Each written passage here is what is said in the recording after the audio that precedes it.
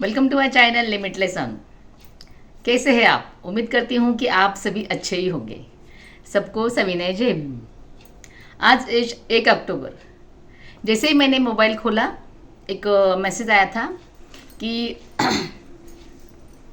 Mahar regiment स्थापना दिन की शुभकामनाएं। जैसे ही मैंने ये मैसेज पढ़ा तो एक पल के लिए मेरा मन तुरंत पास्ट में गया। वैसे तो इंसान को प्रेजेंट में जीना चाहिए, ये बात उतनी सही है, लेकिन मन है बहुत चंचल और बहुत गतिशील। वो तो आपको बताने की ज़रूरत नहीं। तुरंत झटक से मेरा मन पीछे की ओर गया। अभी आप सोचेंगे पीछे की ओर कहाँ गया। बात ऐसी थी कि 5th या 6th क्लास में या चौथी में शायद हमें मराठी जो भाषा का ये है विषय, उसमें एक लेसन था, पाठ था। और जो मराठी भाषा सिखाने वाले जो मेरे टीचर थे, वो बहुत ही अच्छी तरीके से लिटरेचर वाला वो पाठ पढ़ाया करते थे। और उस दिन वो पाठ था एक दलित का जो शहर में जाकर रिटायरमेंट के बाद गांव आया था। और भला अभी ये महार रेजिमेंट और ये इंसान, ये आपस में जुड़ी हुई कहानी है। उस पाठ का नाम था कुछ दड़गा मजला, इस टाइप का कुछ वो पाठ था। दड़गा मजला मतलब 1 मंजिल 2 मंजिल ऐसे होता है। ऐसे दड़गा मतलब छुपा हुआ अंदर से, जैसे कि हम लोग बोलते हैं उसको पोटमाड़ा बोलते हैं, इस टाइप का एक मजला उसमें घर में बनाया था। और जो भी मिलिट्री का उसका रिटायरमेंट का पैसा आया था, उस पैसे से उसने अपना अच्छा सा घर बनाया था। और कितना खुशी का वो उसका पल होगा कि रिटायरमेंट का पूरा पैसा, कि जिसमें पार्ट में था कि वो मुंबई में था और मुंबई से वो रिटायर होके गांव में आया था देहात में।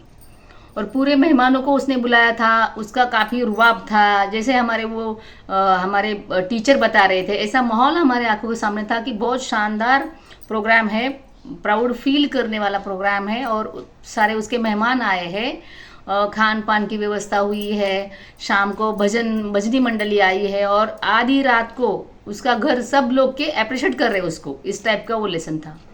हम सुने जा रहे थे तब तो, यानी गुरुजी या टीचर जो भी बताते हैं वो हम आंख मूंद करके एकदम, यानी कि मन का रिकॉर्डर बना के ऐसे सुनते थे। क्योंकि घर आने के बाद मेरी मम्मी तो पूछा करती थी कि आज क्या पढ़ाया, और मुझे आदत भी थी जो भी हो गया आके मम्मी को बताने की। फिर सब लोग ही सुन रहे थे, मैं भी सुन रही थी मस्त। और बीच में टीचर ने बोल दिया, भजन का प्रोग्राम शुरू था, आधी रात हो गई और अचानक उस घर को आग लग गई। आग बुझाने के लिए इधर उधर यानी गड़बड़ हो रही है, लेकिन वो पूरा घर जलकर खाक हो गया, ऐसा लास्ट में टीचर ने बताया। तो उस टाइम तो कुछ हमें इतना समझ में नहीं आया, लेकिन वो स्टोरी दिमाग में इसलिए ज़्यादा रही कि मुझे हर चीज़ मम्मी को बताने की आदत थी। तो मैंने घर जाकर मम्मी को बोला कि ऐसे ऐसे पार्ट रिटायरमेंट होके, और उसने मस्त ऐसा घर बनाया, अच्छा सा घर। तब तो मेरा घर भी कच्चा था, इसलिए उसने वो बनाया हुआ घर मेरे दिमाग में ऐसा पक्का सा मकान मैंने ठान लिया था। और वो पूरा जल गया मम्मी, लेकिन मम्मी ने तो कुछ बोला नहीं, उस दिन छोड़ दिया। लेकिन मेरी मम्मी बीच बीच में देहात की कहानियाँ, जातीयता कैसे होती है, कैसे लोग करते हैं, या ऐसे कुछ बताया करती। मुझे तो कुछ याद नहीं क्योंकि मेरी परवरिश शहर में हुई थी, लेकिन कभी कभार हम गांव में जाते थे, वो थोड़ा सुनने को मिलता था।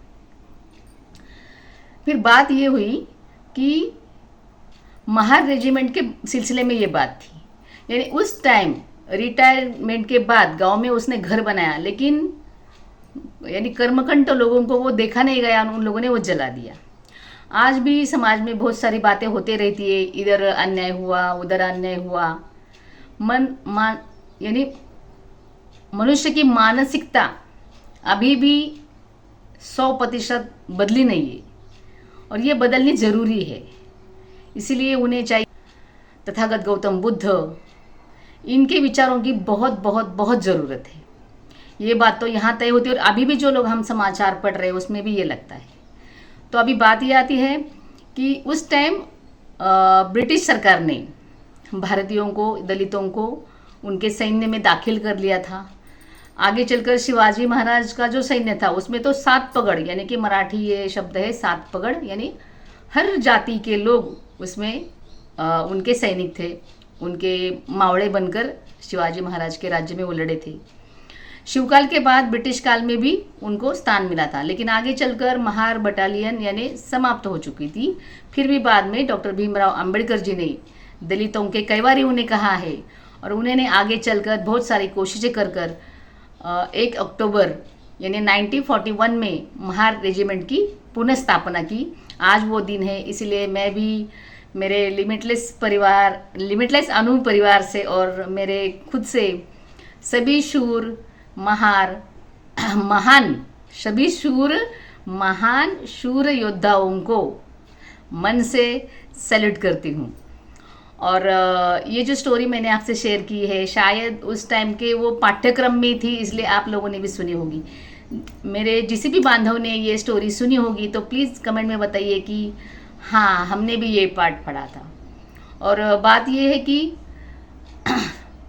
डॉक्टर भीमराव अंबेडकर जी के विचार, ये मानवतावादी विचार है, ये क्रांतिकारी विचार है, ये परिवर्तनशील विचार है, यानी कि इंसान को इंसानियत पर चलने के लिए मजबूर करने वाले विचार। इसलिए डॉक्टर भीमराव अंबेडकर जी को भी मैं शतशः प्रणाम करती हूँ।